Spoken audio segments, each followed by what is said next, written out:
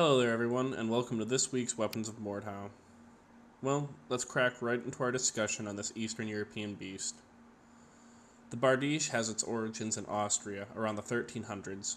It is descended from similar polearms that were created earlier.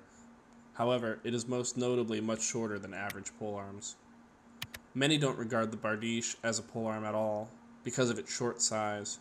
It is fairly similar to the halberd, most notably lacking the spear at the top, and the hook for dismounting horsemen. The ease of creating the Bardiche, as compared to the longsword, led to it spreading rampantly across Europe, and most notably falling into use with the Russian and Polish soldiers. The Bardiche was especially known for being used by Russian guardsmen, known as the Streltsy. The Streltsy were responsible for expanding the use of the Bardiche. The use of the Bardiche in Russia became so prominent that peasants were instructed to hold on to them in case of war. The Russian New Order was often armed with the Bardiche because of the influence from the Streltsy.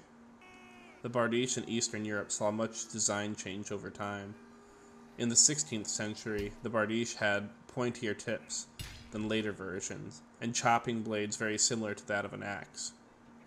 The blade was between 20 and 50 centimeters.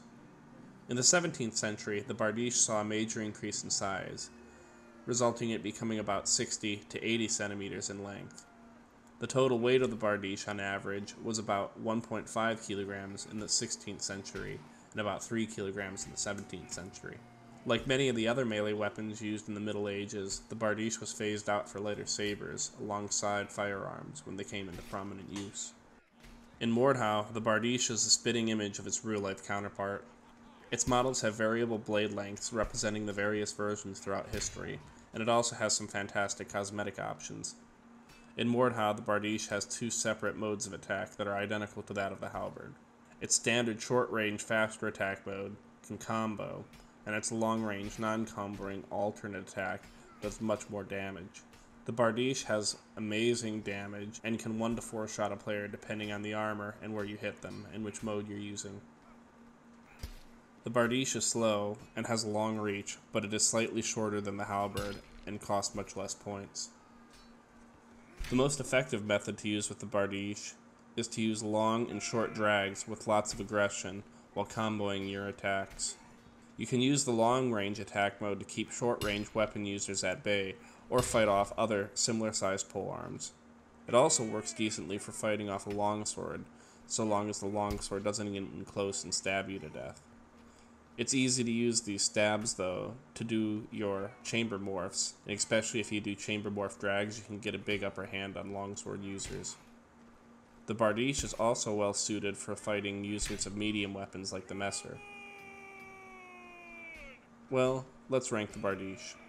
In terms of general utility, the Bardiche has two distinct modes that give you some wiggle room in range and timing. The Bardiche ultimately lacks, however, in terms of stabbing damage and speed, so it will only receive a 3.5 out of 5 score in general utility. In terms of dueling, the Bardiche is a beast.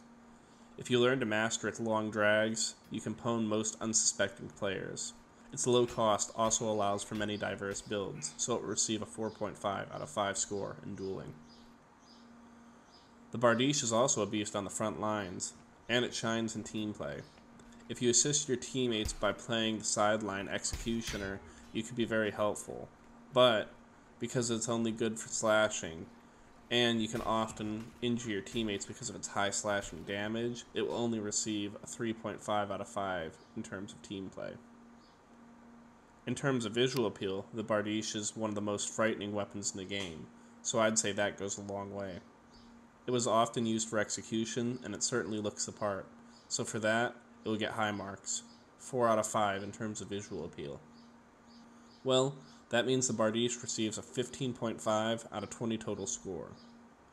That's it for this video, everyone. Thanks for watching, and if you enjoyed this video, please subscribe, like, and comment on this video for more great content just like this. In my new Mordhau Dueling Guide series, I will eventually cover tactics related to using the Bardiche, so watch out for that.